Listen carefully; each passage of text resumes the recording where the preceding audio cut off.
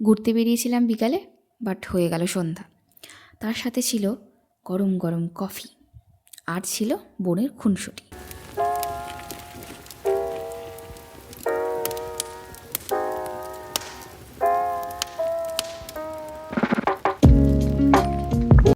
ও, দাঁড়াও দাঁড়াও দাঁড়াও, সাথে ছিল আরও একজন। দেখবে কে?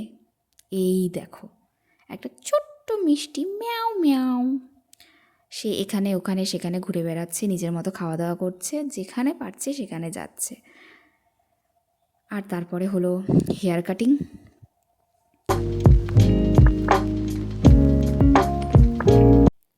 ওরে বাপরে, অনেক কথা বলে ফেললাম ভাই, এবার চলি, টাটা বাই বাই, দেখা হবে পরের ভিডিওতে।